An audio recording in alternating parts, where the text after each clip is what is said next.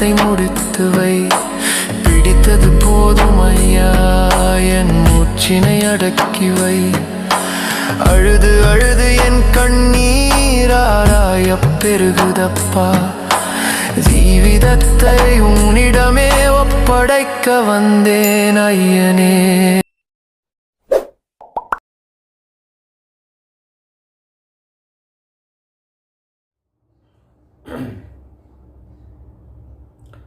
ஓம் நம பரமரிஷிப்யோம் நம பரமரிஷிப்யாம். ஹரி ஓம்.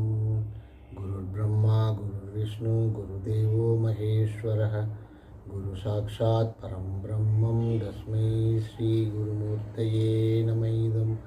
ஸ்ரீ தக்ஷணாமூர்த்தயே. ஓம் சிவாய நம.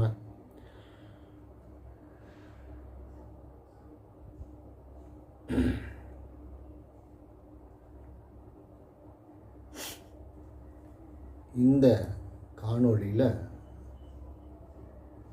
நாம் பார்க்க இருப்பது ஸ்ரீ ஆதிசங்கரர் எழுதிய நிர்வாண தசகம். இதனுடைய 3வது காணொளி இது. இதில் நாம் 2வது ஸ்லோகம் பற்றின விளக்கங்களை பார்க்கணும். ஆதிசங்கரர் தன்னுடைய 8வது வயசில் கோவிந்த் பகவத் பாதர் அப்படின்ற அவருடைய குருவை சந்திக்கும் பொழுது, குரு தன்னை பார்க்க வந்த அந்த குழந்தைக்கிட்ட, அந்த 8 வயசு குழந்தைக்கிட்ட, யாருப்பா அப்படின்னு, உன் பேர் என்ன, எங்கேருந்து வந்திருக்க, என்ன விஷயம் அப்படின்னு கேட்கும் பொழுது, ஆதிசங்கரர் தன்னை பற்றி விளக்கம் கொடுக்கிறதா இந்த 10 ஸ்லோகங்கள் அமைஞ்சிருக்கு. இதற்கு தேவையான விளக்கங்கள் எல்லாம் நம்ம அதிகப்படியாகவே பார்த்துட்டோம். அந்த குருவை ஆதிசங்கரர் ஏன் போய் சந்திச்சார் அப்படின்னா, தான் பெற்ற அந்த அறிவு நிலை அல்லது அந்த அனுபவம் எப்படிப்பட்டது, அதனுடைய நிலை என்ன அப்படின்னு தெரிஞ்சுக்கிறதுக்கும், மேற்கொண்டு பிரம்ம ஞானத்தை அடைவதற்கும், பிரம்ம வித்தையை தெரிஞ்சுக்கிறதுக்குமாக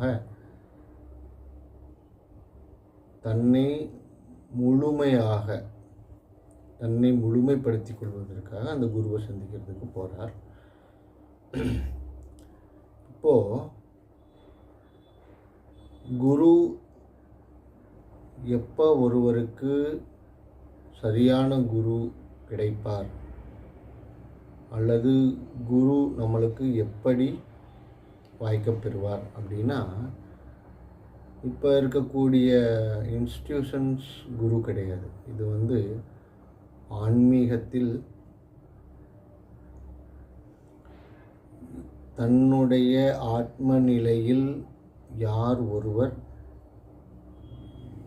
அந்த ஞான நிலையை, அந்த அறிவு நிலையை பெற தகுதி உள்ளவராக இருக்கிறாரோ அவருக்கு தான் குரு அவர் கண் முன்னால் தெரிவார். அது நம்ம மனசுக்குள்ள அந்த ஆத்ம நிலை நமக்கு உணர்த்தும். இந்த சரீரத்தின் மூலமாக நாம் பார்க்கும் பொழுது நமக்கு ஒரு ஆழ்ந்த ஒரு அறிவு நிலை நமக்கு உணர்த்தும்.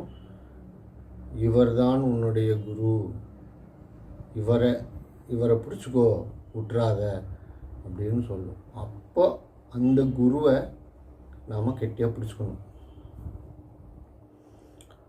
அவர் என்னென்னமோ பேசுவார், ஒன்றுமே தெரியாத மாதிரி நடந்துப்பார். அவர் தேவையில்லாத நிறைய பேசுவார், என்னென்னமோ சொல்லுவார். ஏன் இப்படி நடக்குது அப்படின்னா, தன்னிடம் இருந்து அந்த பிரம்ம வித்தை அப்படின்றத கற்றுக்கிறதுக்கு முயற்சி பண்ணுற அந்த சிஷ்யன் அதற்கு தகுதியானவரா என்பதை அந்த குரு தெரிஞ்சுக்கிறதுக்கு முயற்சிப்பார். அதற்கு அதிகாரியாக இருக்கிறாரா, அதற்கு தகுதியான நிலை அந்த சிஷ்யன்கிட்ட இருக்குதா அப்படின்றத அந்த குரு உணர்ந்ததுக்கு அப்புறம்தான் அவர் அடுத்தடுத்த நிலைகளை அவருக்கு சொல்லுவார். இது இப்போ நடந்ததில்லை, இது ஆதி காலத்திலிருந்தே அப்படி தான் நடந்துட்டுருக்குது. முன்பொரு காலத்தில் பிரஜாபதி குருவாக இருக்கும் பொழுது இந்திரனும்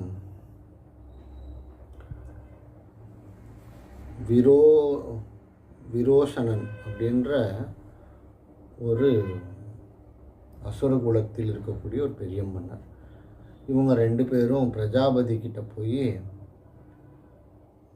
ஆத்மானா என்ன, ஞானம்னா என்ன, பிரம்மம்னா என்ன அப்படின்னு பிரஜாபதி கிட்ட போய் கேட்குறாங்க. அப்போது 2 பேர்த்தையும் உட்கார வச்சுட்டு அவர் நிறைய உபதேசம் கொடுக்குறார். கொடுத்ததுக்கப்புறமா 2 பேர்த்துக்கிட்டையும் சொல்கிறார், நல்லா அழகாக ட்ரெஸ் பண்ணிக்கோங்க, நல்லா பளிச்சுன்னு மேக்கப்லாம் பண்ணிக்கோங்க, பண்ணிவிட்டு ஒரு பெரிய பானையில் நல்லா தெளிந்து நீர் எடுத்துக்கோங்க, அந்த நீரை பாருங்கள், அதில் என்ன தெரியுதோ அதுதான் ஆத்மா அப்படின்னு சொல்லிடுறார். உடனே விரோசனன் என்ன பண்ணுறாரு, அவருக்கு ரொம்ப மகிழ்ச்சி ஆயிடுச்சு. வேகமாக போகிறார், தன்னை நல்லா ஒரு ராஜ உடையில் அலங்காரம் பண்ணிட்டு அவர் போய் அந்த நீரை பார்க்குறார். அதாவது தன் உருவம் அதில் தெரியுது. தெரிஞ்சோடனே அவருக்கு பரம திருப்தி ஆயிடுச்சு. அவ்வளோதான், அவர் அவருடைய மற்ற வேலைகளை செய்ய கிளம்பிட்டார். ஆனால் இந்திரன் என்ன பண்ணுறார், அதை பார்த்துட்டு திரும்ப மீண்டும் குருக்கிட்ட போகிறார். குருக்கிட்ட போய், குருவே, அதிலிருந்து அதை நான் பார்த்த உருவத்தில் என்னுடைய இந்த சரீரத்தோடைய உருவம் தான் தெரியுது, அங்கே ஆத்ம நிலை அப்படின்னு ஒன்று தெரியலை எனக்கு, அது என்னன்னு எனக்கு நீங்கள் விளக்கம் கொடுக்கணும் அப்படின்னு கேட்குறார். இது கேட்டு 25 வருடங்கள் பிரஜாபதியோடு அவர் இருக்கிறார். அப்போ தான் அவர் இந்த சரீரம் பற்றி இருக்கக்கூடிய அறிவு நிலை பற்றி அவர் விளக்கம் கொடுக்குறார். அவர் கொஞ்சம் கொஞ்சமாக அவர் கூட தொடர்ந்து அவரை கேள்வி கேட்டு கேட்டு கேட்டு கேட்டு அவர் அந்த இந்திரன் தனக்கு தேவையான அறிவு கிடைக்கும் வரை அந்த குருக்கிட்ட பழகி பழகி கேள்விகள் கேட்டு கேட்டு கொஞ்சம் கொஞ்சமாக புரிஞ்சு அதை பல நிலைகளில் தெரிஞ்சு அந்த சரீரம் அப்படின்ற அந்த மாய நிலை உண்மை இல்லை, அது இந்த பிரம்மம் இல்லை, இந்த அறிவு இல்லை, இந்த ஞானம் இல்லை, இந்த ஆத்மான்றது அது இல்லை அப்படின்றத புரிஞ்சுக்கிறார். அதுக்கு 25 வருடங்கள் ஆகும். ஆனால் இங்கே விரோசனனுக்கோ தன்னுடைய உருவத்தை பார்த்தோன்னே அவர் மனசு திருப்தி ஆகிட்டார், அவருடைய வேலை பார்க்க போயிட்டார். இப்படித்தான் ஒவ்வொரு குருவும் அவங்க சொல்லிக்கிட்டே இருப்பாங்க. அதில் யார் ஒருவர் அந்த ஒரு வார்த்தைகளுக்கு மேல் அவர்களுக்கு அது போதும், எனக்கு மனசு திருப்தி ஆயிடுச்சு அப்படின்னு நினச்சிட்டாங்கன்னா அது அவ்வளோதான். அவங்க அதுக்கப்புறம் அவங்க அந்த முழுமை நிலை அப்படின்னு உண்மையை உணராமல் அதோடு அவங்க பரம திருப்தி ஆயிடுவாங்க. இப்படிப்பட்டவங்களுக்கு உண்மையில் அவங்களுக்கு அந்த ஞான நிலை அப்படின்றது அறியணுன்றது அவர்களுடைய அதிகாரம் கிடையாது. அது அவங்களுக்கு தேவையும் இல்லை. தான் ஒருவரை பார்த்தோம், அவர்கிட்ட நிறைய விஷயங்கள் இருக்கிற மாதிரி தனக்கு தோணுது, அதுக்காக அவர்கிட்ட ஒரு கேள்வி கேட்டோம், அவர் அதுலேருந்து ஒரு உபதேசம் நமக்கு கொடுத்தார், அவ்வளோதான் நமக்கு வேணும். அந்த விரோதனனுக்கு அவ்வளோதான் தேவை. ஆனால் இந்திரன் என்ன பண்ணுறார், தொடர்ந்து அந்த குரு கூடயே பயணிக்கிறார். இந்த மாதிரி 75 வருடங்கள் பயணிக்கிறார். அடுத்த 25 வருடங்கள் மனம் அதாவது மனம் என்ற மாயை அப்படின்றத உபதேசம் பண்ணுறார் பிரஜாபதி இந்திரனுக்கு. அதுக்கப்புறமா அவர் தொடர்ந்து அதே மாதிரி கொஞ்சம் கொஞ்சமாக கேட்டு தன்னுடைய சந்தேகங்களை கேட்டு தெளிந்து அதுக்கப்புறமா ஒரு நிலைக்கு வர்றார். அதுக்கப்புறம் திரும்ப ஒரு 25 வருடங்கள் பிரஜாபதி கூட இந்திரன் இருக்கிறார். இப்படி 75 வருடங்கள் கடந்ததுக்கப்புறம் பிரஜாபதி இந்திரன்ட்ட சொல்கிறார், இந்த சுசுப்தின்னு ஒரு நிலை இருக்கே, அந்த சுசுப்தி நிலை தான்ப்பா பிரம்மம், அதுதான்ப்பா ஆத்ம நிலை அப்படின்னு சொல்கிறார். அந்த நிலையை நினச்சி இது சுசுப்தி நிலையில் நீ என்ன உணர்ற, எதை பார்க்குற, எதையெல்லாம் தள்ளி கடைசியில் தள்ள முடியாமல் ஒரு நிலை என்ன இருக்குதோ அதுவே பிரம்மம். அப்போ அதை நீ உணர்வதற்கு முயற்சி செய் அப்படின்னு சொல்லி அதற்கான உபதேசங்களை சொல்கிறார். அந்த 25 வருடங்கள் தொடர்ந்து பயணிக்கிறார். அதுலேயே பயணித்து கடைசியாக மீண்டும் பிரஜாபதி கிட்ட போய், குருவே, நான் சுசுப்தி நிலையில் அதை பார்க்குறேன், பட் அங்கே எதுவுமே இல்லை, அங்கே நானே காணோம், என்னையவே காணோம், அங்கே எதுவுமே இல்லை, அங்கே எந்த ஒரு உணர்வுமே இல்லை, அந்த மகிழ்ச்சி அப்படின்றதோ அல்ல அந்த ஒரு அறிவு நிலை என்றதோ ஞானம் என்பதோ இல்லை, அங்கே எந்த ஒரு நிலையுமே இல்லை. எப்படி நான் அந்த ஞானத்தை, அந்த அறிவு நிலையை, அந்த ஆத்மத்தை உணர்வது? எனக்கு இதற்கும் அடுத்து எனக்கு விளக்கம் கூறணும் அப்படின்னு சொல்லி திரும்ப கேட்குறார். அப்போ பிரஜாபதி இந்திரன்ட்ட சொல்கிறார், நீ ஒரு 75 வருடங்களாக என் கூட பயணிச்சிட்ருக்கிற, இன்னொரு 5 வருஷம் கூட என் கூட இருக்கிறேன் அப்படின்னு சொல்லிட்டு அப்போ சொல்கிறார், இன்னும் உனக்கு கொஞ்சம் அஞ்ஞானம் இருக்கத்தான் செய்கிறது. அப்போ தான் அவர் சொல்கிறார், உன்னுடைய நிலையில் நீ இந்த ஆத்மாவை உணர்தல் அப்படின்றது எப்படி இருக்குதுன்னா, ஒரு ஸ்வீட் இருக்கு இல்லைங்களா, ஒரு ஸ்வீட், அந்த ஸ்வீட்டை நான் டேஸ்ட் பண்ணணும், அந்த இனிப்பு அப்படின்ற அந்த உணர்வு எனக்கு ஏற்படணும். அந்த நான் என்பது அந்த இனிப்பை உணரணும் அப்படின்னும் போது அங்கே என்ன ஆயிடுது, நான் அப்படின்ற ஒரு நிலையும் அந்த இனிப்பு இருக்கக்கூடிய ஒரு லட்டுன்னு கூட எடுத்துக்குவோம், அந்த லட்டு அப்படின்ற ஒரு பொருள் அங்கே ஏற்படுது. அப்போ நான் நீ அப்படின்ற ஒரு நிலை, துவைத நிலை ஏற்படுது. அப்படி ஏற்படும் பொழுது அதை எப்படி நம்ம உணர முடியும்? இந்த ஆத்ம நிலையை பொறுத்த வரைக்கும் எப்படின்னா, அந்த இனிப்பாவே தன்னை முழுவதுமாக அந்த இனிப்பிலே தன்னை கரைத்து கொண்டால் மட்டுமே அந்த ஆத்ம நிலையை உணர முடியும். தான் வெளியில் இருந்து அந்த ஆத்ம நிலையை, அந்த பிரம்மத்தை, அந்த சிவத்தை, அந்த மங்களம், அதை உணரணும் அப்படின்றது அங்கே துவைத நிலை ஏற்பட்டுரும். அப்போ தான்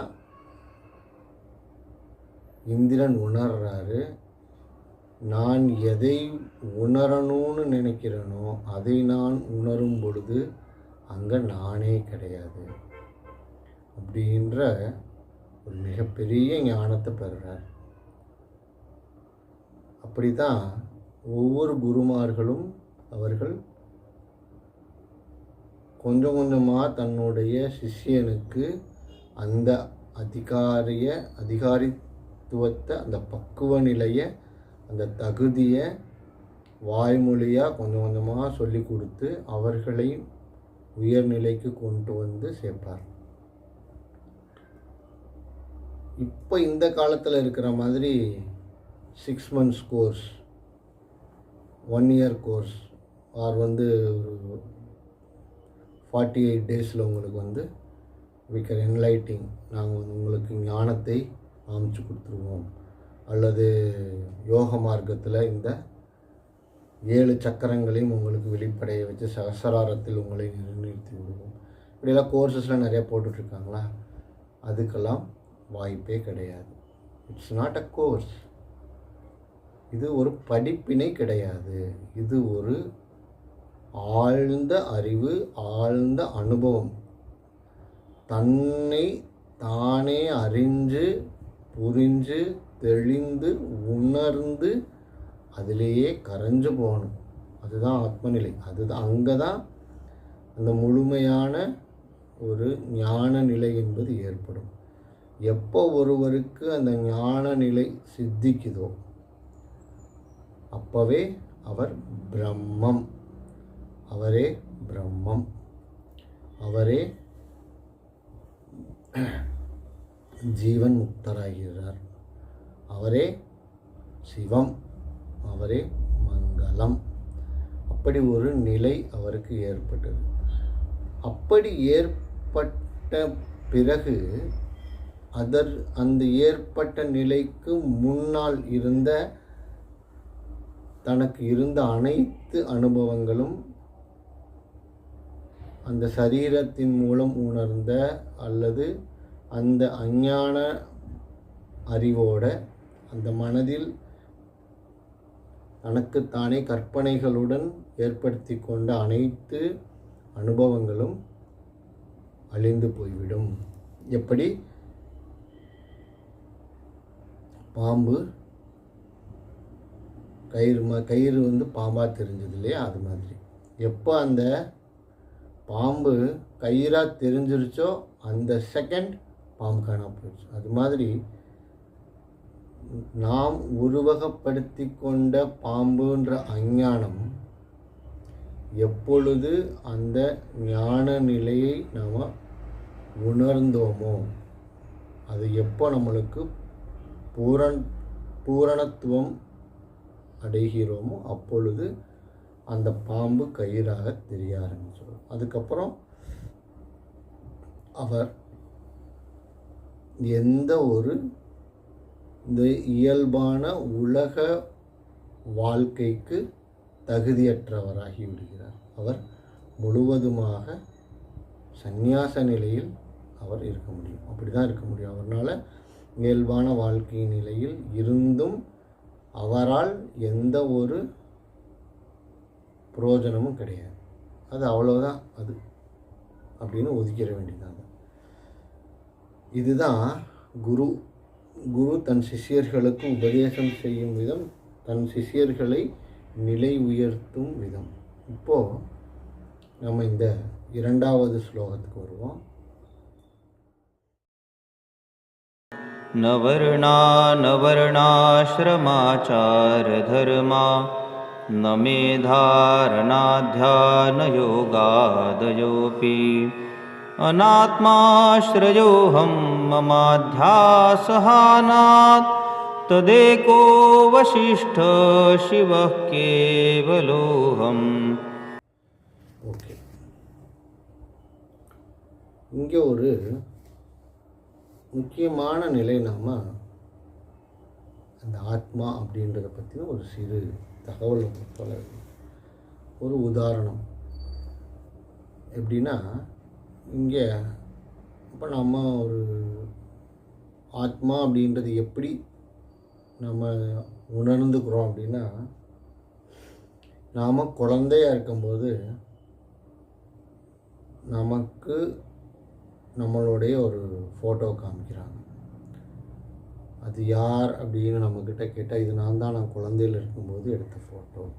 ஓகே, அப்புறம் என்ன பண்ணுறாங்க, ஒரு 10 வயசில் நம்ம ஃபோட்டோ காமிக்கிறாங்க. இது யாருன்னு பார்த்தா இதுவும் நான் தான் அப்படின்னு சொல்கிறோம். சரி, அப்புறம் நம்ம காலேஜுக்கு போகிறோம். அப்போது ஃபோட்டோ எடுத்து காமிக்கிறாங்க, அந்த ஃபோட்டோவை காமிக்கிறாங்க.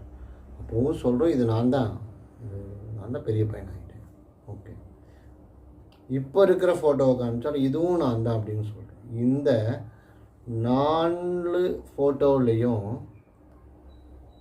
உருவங்கள் ஒன்றுக்கு ஒன்று சம்பந்தமே கிடையாது. அதில் இருக்கக்கூடிய எந்த உருவமும் ஒன்றை ஒன்று தொடர்பே கிடையாது. ஆனால் இந்த 4லையும் நான் ஒரு நிலை இருக்கே, அது எப்படி நீங்கள் உணர்ந்தீங்க? கொஞ்சம் யோசிச்சு பாருங்கள். இந்த 4 நிலையிலையும் மாறாத ஒரு நிலை. குழந்தையாக இருக்கும்போதும் அதே நான், இப்போது இருக்கக்கூடிய நிலையிலையும் அதே நான். அந்த நான் அப்படின்றதுல உங்களுக்கு ஏதாவது வேற்றுமை தெரியுதா? அந்த கொஞ்சம் உள்ளூர உணர்ந்து பார்த்தோம்னா தெரியும். அந்த 4 நிலையிலையுமே நம்மளுடைய நான் என்ற ஒரு நிலை என்றுமே மாறாது, நித்தியமானதாக இருக்கும். அதுவே ஆத்ம நிலை. அதை நமக்கு கொஞ்சமாக தெரியும், அஞ்ஞானத்தின் மூலியமாக இருந்தாலும், நமக்கு முழுமையான ஞானம் என்பது இல்லாட்டினாலும் அந்த நிலை நமக்கு ஒன்று இருக்குது, நான் தான் அப்படின்றது தெரியும். ஆனால் அது என்னன்னு தான் தெரியாது. அதை விளக்குறதுக்கு தான் ஸ்ரீ ஆதிசங்கரர் தன் குருக்கிட்ட சொன்ன இந்த 10 ஸ்லோகங்கள் மூலியமாக நம்மளுக்கு அந்த ஆத்ம நிலை என்பது என்ன அப்படின்னு சொல்கிறார். இந்த 2வது ஸ்லோகத்துக்கான விளக்கம் எப்படின்னா, நவர்ணா, வர்ணம், ஆசிரமம். இது கொஞ்சம் கவனித்து நம்ம பார்க்க வேண்டிய விஷயங்கள். வர்ணம் அப்படின்றது என்னன்னா, அந்த காலத்தில் ரிஷிகளும் இந்த கர்மகாண்ட நிலையில் ஒரு சில கட்டுப்பாடுகளை ஏற்படுத்தினாங்க. இந்த கட்டுப்பாடுகள் எதுக்கு ஏற்படுத்தினாங்க அப்படின்னா, அந்த மனிதன் சமுதாயத்தில் வாழும் பொழுது அவர்கள் இவ்வளவுதான் ஆசைப்படணும், இவ்வளவுதான் இருக்கணும், அதுக்கு மேலே அவங்க அதை ஆசைப்படக்கூடாது, அவர்களுக்கான வழிமுறை இவ்வளவாகத்தான் இருக்கணும் அப்படின்னு ஒவ்வொருத்தருக்கும் ஒவ்வொரு மாதிரியான வாழ்க்கை முறைகளை, கட்டுப்பாடுகளை, நியாய தர்மங்களை வழிவகுத்தாங்க. இது எதற்காக அது வழிவகுத்தாங்க அப்படின்னா, அதிகப்படியான ஆசைகள் கொண்டு ஒரு கட்டுப்பாடற்ற நிலையில் என்ன செய்யணும்னு தெரியாமல் இல்லாமல் ஒரு கட்டுப்பாட்டுக்குள்ளே இருக்கும் பொழுது அந்த ஆசையின் அளவு குறைவாக இருக்கும், தன்னுடைய நடவடிக்கைகளும் குறைவாக இருக்கும். அப்போ மீதம் இருக்கக்கூடிய நிலைகளில் அப்படியாச்சும் இந்த ஆத்ம நிலையை அந்த ஜீவன் பிறந்ததுக்கப்புறம் அந்த நிலையை உணர்வதற்காக ஏதாவது ஒரு இடத்துல அவர்களுக்கு வழி கிடைச்சிடாதா அப்படின்றதற்காக உருவாக்கப்பட்டது தான் இந்த வர்ணங்கள். அந்த வர்ணங்களில் பிராமண, சத்திரிய, வைசிய, சூத்ர அப்படின்னு இந்த 4 வர்ணங்கள். இது சனாதன தர்மத்தில் இருக்கக்கூடிய விஷயங்கள். இந்த ஆசிரமம் அப்படின்றது நம்மளுடைய வாழ்வியல் முறை. ஒரு மனிதன் பிறந்து ஸ்மசானத்துக்கு போகிறதுக்கு உள்ள நாம் வாழ்கின்ற நிலை இது. வர்ணம் அப்படின்னு சொல்கிறது அந்த சமுதாய நிலை. இந்த சமுதாயத்துக்கு ஒரு கட்டுப்பாடுகளை ஏற்படுத்தி அதற்கு ஒரு இன்னென்ன மாதிரியான கட்டுப்பாடுகளில் தான் இவங்க இருக்கணும் அப்படின்னு சொன்னாங்க. இதில்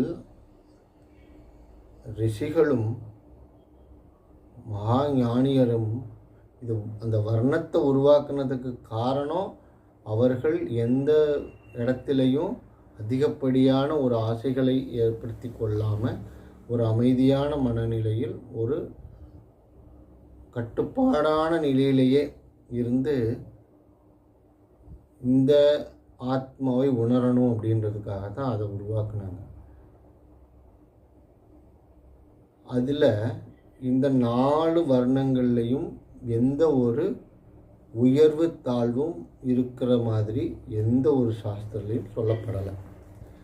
பிற்காலத்தில் வரும்பொழுது அது அவரவர்கள் சௌகரியங்களுக்காக சிலர் அவர்களுடைய சுயநலத்திற்காக மாற்றி வைத்து கொள்ளப்பட்டது தான் இந்த 4 வர்ணங்களுக்குடைய உயர்வு தாழ்வு நிலைன்றது ஏற்படுத்தினாங்க. நம்ம உண்மையில் இருந்த ரிஷிகள் அவர்கள் இந்த வர்ணங்களை ஏற்படுத்தினதுக்கு காரணம் அந்தந்த சமுதாய கட்டுப்பாடுகளுக்குள் வாழும் பொழுது அவர்களுக்கு தேவையில் மிக குறைவான அளவு ஆசைப்பட்டு அதை நிறைவேற்றி கொண்டு அந்த அனுபவங்களை பெற்று அதன் மூலம் அதற்கு பின் அவர்கள் இவ்வளோதான் எனக்கு என்னுடைய தேவையும் அதற்குண்டான ஆசைகளும் நான் அந்த நிலையை நான் முடிச்சுட்டேன், எனக்கு இவ்வளோதான் எனக்கு போகுது இந்த வாழ்க்கை நிலையில், இனி நான் என்னை பற்றி யோசிக்கணும், இது நான் யாருன்ற அந்த ரியலைசேஷனுக்கு வரணுன்ற நிலையை அந்த நிலைக்கு அவர்களை முன்னேற்றுவதற்காக உருவாக்கப்பட்ட விதிமுறைகள் தான் இந்த வர்ணங்கள். இந்த ஆசிரம நிலை அப்படின்றது பிரம்மச்சரியம்,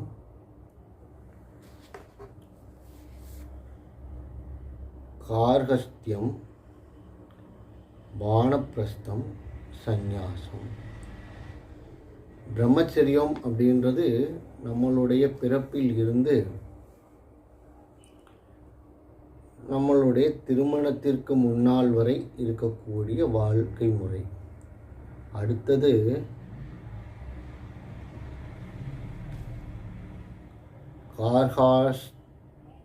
கார்ஹஸ்தியம் அப்படின்றது கிரகாசிரமம் அப்படின்னு சொல்கிறது. இந்த கிரகாசிரமம் அப்படின்றது இல்லற வாழ்க்கை முறை. அடுத்தது வானப்பிரஸ்தம் அப்படின்றது தனக்கு எல்லாரும் பார்த்தாச்சு, வயதான நிலை, தான் இந்த சரீரத்துக்காகவும் தன்னுடைய தேவைகளுக்காகவும் எல்லாம் முடிச்சாச்சு, இனி எனக்குள் இருக்கும் நான் அப்படின்றத பற்றி யோசிக்கக்கூடிய நிலை வர்றது வரைக்கும் அது வானப்பிரஸ்தம். அதுக்கப்புறம் சந்நியாசம்ன்றது தன்னுடைய கடைசி வாழ்நாட்களில் எதுவுமே எனக்கு வேணாம், இந்த நான் என்பது மட்டுமே, அதை பற்றி நான் சிந்தித்து அதற்கான அறிவு நிலையை பெற்று நான் இந்த இறைநிலையை அடைய வேண்டும் அப்படின்றதுக்காக உருவாக்கப்பட்டது இந்த 4 ஆசிரம நிலைகள். ஓகேங்களா? இதில் உலகியல் வாழ்க்கைக்கு ரிஷிகள் போட்ட விஷயங்கள் தான் இந்த 8 விஷயங்கள். இது மாதிரி அங்கங்கே பிரித்து வச்சுருக்குறாங்க. இதில் எப்போ ஒருவர் அந்த 4 ஆசிரம நிலையில் அவருடைய ஆத்ம அனுபவம் எப்போ ஒரு ஞானம் அல்லது செல்ஃப் ரியலைசேஷன் அப்படின்னு சொல்லக்கூடிய தன்னை உணர்தல் அப்படின்றதுக்கான தேடுதல் ஏற்படுகிறதோ இந்த 4 ஆசிரம நிலைகளில் எந்த ஆசிரம நிலையில் இருந்தாலும் அவர் அங்கு இருந்து வெளியேறி விடுவார். இது தர்ம சாஸ்திரங்களின்படி எந்த ஒரு குற்றமும் இல்லை அப்படின்னு சொல்கிறாங்க. காரணம் என்ன, ஏன் அந்த தர்மசாஸ்திரத்தில் இது குற்றம் இல்லைன்னு சொல்கிறாங்கன்னா, அவர் அதற்கு மேலே அந்த வாழ்க்கை முறையில் அவரால் இருக்க முடியாது. அதுக்கப்புறம் அந்த மீதம் இருக்கக்கூடிய அவருடைய பிராரப்த காலம் என்ன ஆயிடுது, அந்த வாழ்க்கை முறையில் வாழ்கிறதுக்கு தகுதி இல்லாததாகிடுது. ஏன்னா அவரால் அந்த வாழ்க்கை முறையில் அவரால் வாழ முடியாது. எப்படி ஸ்ரீ புத்தர் என்ன பண்ணார், திடீர்னு இருட்டில் தன் மனைவி பிரசவம் ஏற்படும் நிலையில் அவர் தன்னுடைய ராஜ்யத்தையும் தன்னுடைய வீட்டையும் திறந்து சந்நியாசம் போயிட்டார். அப்படி அந்த சந்நியாசம் போய் அவர் இப்படி எல்லாரும் இப்போ உலக மக்கள் எல்லாருமே உலக வாழ்க்கையில் இயல்பு நிலையில் இருக்கும் பொழுது அனைவரும் இது ஒரு அநியாய நிலை, இப்படி ஒரு நிறை மாத கர்ப்பிணியை விட்டுட்டு போயிட்டார், தன்னை நம்பியிருந்த மக்களை விட்டுட்டு போயிட்டார், இந்த நாட்டை விட்டுட்டு போயிட்டார் அப்படின்னு எல்லாரும் அவர் மேலே பழி சொன்னாலும் அவர் அந்த ஞான நிலையை அடைந்ததற்கப்புறம் அனைத்தும் சரியாகிடுச்சு. அது மாதிரி இந்த சந்நியாச நிலை அப்படின்னு ஒருவருக்கு ஏற்படும் பொழுது அவர் எந்த ஆசிரம நிலையில் வாழ்ந்துகிட்டு இருந்தாலும் அவர் உடனடியாக அவர் அந்த சந்நியாச நிலையை நோக்கி தொடர்ந்து பயணிக்க ஆரம்பிச்சிருவார். அது தர்ம சாஸ்திரங்களின்படி ஏற்றுக்கொள்ளப்பட்ட விஷயமாக உள்ளது. காரணம் அதுக்கப்புறம் அதில் ஒன்றும் பிரயோஜனம் இல்லை. அந்த சரீரத்தை வச்சுக்கிட்டு இந்த உலக வாழ்வியல் முறையில் அதை வச்சுட்டு ஒன்றும் பண்ணவும் முடியாது. காரணம் என்னன்னா, அதை வச்சுக்கிட்டு இருந்தாலும் அங்கே அந்த வாழ்வியல் முறையில் அவர்களுடன் இருப்பவர்களுக்கு சிரமமாக தான் இருக்கும். இன்னொன்று, இந்த ஆசிரம வாழ்வியல் முறைகள் எந்த சூழ்நிலையிலையும் இது நான் வாழ்ந்துட்டு இருக்கும்போதே எனக்கு இதெல்லாம் வேணாம், நான் ஞானத்தை அடைய போகிறேன், என்னுடைய அறிவை, என்னுடைய தன்னை உணர்தல் என்ற ஒரு நிலையை நோக்கி நான் பயணிக்க போகிறேன் அப்படின்னு தன்னிச்சையாலாம் போக முடியாது. அப்படி இருக்கலாம் முடியாது. அவர்களால் கொஞ்ச காலம்தான் இருக்க முடியும். காரணம் என்ன? அவர்கள் ஏதோ ஒரு சூழ்நிலைக்காக தற்காலிகமாக அந்த சூழ்நிலையை தவிர்ப்பதற்காக அவர்கள் கூறிய வாய்மொழியாகத்தான் அது இருக்குமே தவிர அவர் நிரந்தரமாக அதில் பயணிக்க மாட்டார். அப்படியே பயணித்தாலும் ஒரு மாதம் 2 மாதம் இல்லை 3 மாதம் திரும்ப அந்த உலகவியல் வாழ்வியலுக்குள்ளேயே வந்துடுவார். அவரால் தொடர்ந்து அதில் பயணிக்க முடியாது. அப்போது அந்த ஆத்ம நிலைக்கு அந்த தகுதி எப்பொழுது ஏற்படுகிறதோ அப்பொழுதுதான் தன்னை உணர்தல், அந்த ஞானம் பெறுதல் அப்படின்ற நிலையை நோக்கி இந்த வாழ்க்கை பயணம் திசை மாறும். அதற்கு எது வேணாலும் காரணமாக இருக்கலாம். அதற்கு இதுதான் காரணம், இப்படி இருக்கிறதுனால தான் அப்படி போயிடுச்சு, இப்படி நடந்துருச்சு, அப்படி நடந்துருச்சுன்னு சொல்லவே முடியாது. இது ஒவ்வொருத்தருக்கும் ஒவ்வொரு விதமான வாழ்வியல் அனுபவம். அவருக்கு எப்பொழுது அந்த பக்குவம், எந்த நிகழ்வின் மூலம் அந்த பக்குவம் ஏற்படுது அப்படின்றத யாருனாலையும் ஒரு டெஃபினேஷன் கொடுக்கவே முடியாது. அவருக்கு எப்போ வேணாலும் நடக்கலாம். ஒரு சிலர்லாம் ரொம்ப கடுமையான மனநிலையில் ரொம்ப சிரமப்பட்டு ரொம்ப கஷ்டப்பட்டு அப்போ திடீர்னு ஒரு ஞானோதயம் சொல்லுவோம் இல்லைங்களா, திடீர்னு ஒரு தேடல் மனநிலை ஏற்படும். அப்புறம் அப்படியே ஒரு சன்னியாசம் போவார். ஒரு சிலர் பார்த்திங்கன்னா வேறு யாருக்கோ ஒரு துன்பம் ஏற்படும், அதை பார்த்த உடனே இவங்களுக்குள்ள அந்த தேடல் ஏற்பட ஆரம்பிச்சிடும். அப்படி அவர்களுக்கு அந்த ஞானத்தின் தேடல் உருவாக ஆரம்பிச்சிடும். அப்போ அவங்க அந்த சன்னியாசத்தை நோக்கி பயணிக்க ஆரம்பிச்சிடுவாங்க. இப்படி ஒவ்வொருத்தருக்கும் ஒவ்வொரு விதமான நிகழ்வுகள் ஏற்படும். ஒவ்வொரு ஞானியருக்கும் ஒவ்வொரு ரிஷிகளுக்கும் ஏதோ ஒரு நிலை, ஏதோ ஒரு நிகழ்வு அது ஆரம்ப புள்ளியாக இருக்கும். அதுக்காக அவர் அந்த இடத்தில் இருந்து தன்னை விடுவித்து கொள்வதற்காகவோ அல்லது அந்த நிலையில் இருந்து தன்னை காத்து கொள்வதற்காக தன்னிச்சையாக முடிவெடுத்து போயிட்டார் அப்படின்னு சொல்ல முடியாது. அது சொல்ல முடியாது அப்படின்னு சொல்கிறது தான் அந்த தர்மசாஸ்திர நிலைப்பாடுகள். இப்படி இருக்கிறதுல அப்போது அவர் அங்கே அந்த சந்நியாசத்துக்கு அந்த நிலையில் அந்த மீதம் இருக்க பிராரப்தம், அந்த வாழ்க்கை மீதம் இருக்க வாழ்நாட்கள் அவர் சந்நியாசமாக தொடர்ந்து பயணிக்க ஆரம்பித்தார். ஸ்ரீ ஆதிசங்கரர் தன்னுடைய 2வது ஸ்லோகத்தில் இந்த வர்ணம்னு சொல்லக்கூடிய பிராமண, சத்திரிய, வைசிய, சூத்திர இந்த 4 நிலைகள் நான் இல்லை. ஆசிரமம்னு சொல்லக்கூடிய பிரம்மச்சரியம், கார்கண்யம், வானப்பிரஸ்தம், சந்நியாசம் அப்படின்ற இந்த 4 நிலையும் நான் இல்லை. அதை தாண்டி இருக்கக்கூடிய அஞ்ஞான நிலை, அதாவது இந்த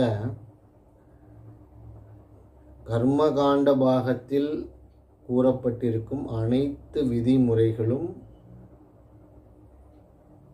ஒரு மனிதன் சரியான வாழ்வியலில் நியாய தர்மங்களுடன் வாழ வேண்டும் என்பதற்காக உருவாக்கப்பட்டது. அந்த நியாய தர்மங்கள் அப்படின்னு சொல்லும் பொழுதே அந்த அஞ்ஞானம் அப்படின்ற நிலை இருந்தால் மட்டுமே அந்த நியாய தர்மங்கள் அப்படின்னு ஏற்படுது. நியாய தர்மங்கள் அப்படின்னும்போது தன்னுடைய ஆசையை ஒரு கட்டுப்பாட்டுக்குள் வைத்து கொள்வதற்காகத்தான் அந்த நியாய தர்மங்கள் உருவாக்கப்பட்டது.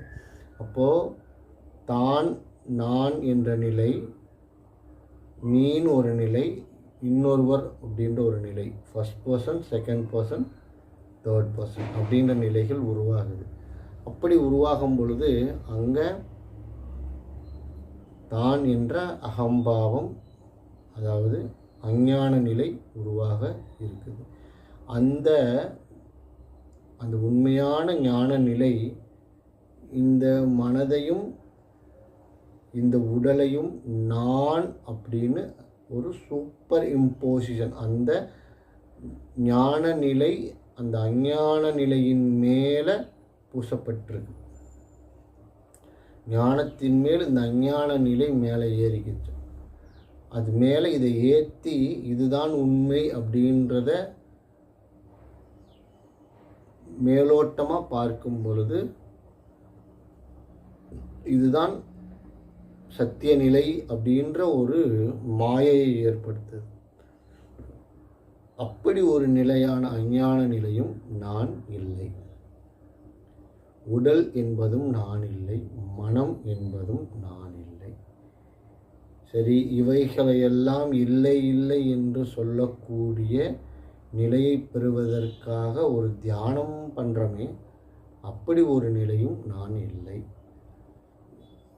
பக்தி மார்க்கத்தில் சென்று இறைவனை வழிபட்டு இந்த கர்மகாண்ட பகுதிக்குள் வழிபாட்டு முறைகளில் இருக்கிறோமே, அந்த ஒரு வழிபாட்டு முறையும் நான் இல்லை. இந்த சாஸ்திரங்களோ சம்பிரதாயங்களோ நான் இல்லை. பின்ன இதெல்லாம் இல்லை இல்லை இல்லை அப்படின்னா பிறகு நான் யார்? அந்த பேரானந்தமான சத்தியமான நிலையான எந்த காலத்திலும் மாற்றம் என்பதே இல்லாத ததேகோ வசிஷ்ட சிவகேவலோகம், அந்த பூரண வஸ்துவான சிவமே நான், அந்த மங்களமே நான் அப்படின்னு ஆதிசங்கரர் தன்னுடைய 2வது ஸ்லோகத்தில் கூறியிருக்கிறார். இப்போ 3வது ஸ்லோகத்தை பார்த்துடலாம். न माता पिता वा न देवा न लोका न वेदा न यज्ञा न तीर्थं ब्रुवन्ति सुषुप्तो निरस्ताति शून्यात्मकत्वा तदेको वशिष्ठ शिवः केवलोऽहम्. அதற்கான விளக்கம் அடுத்த காணொளியில் பார்க்கலாம். ஓம் சிவாய நம. அன்பே சிவம் அன்பே சிவம் அன்புமயம் சிவலோகம் அன்பே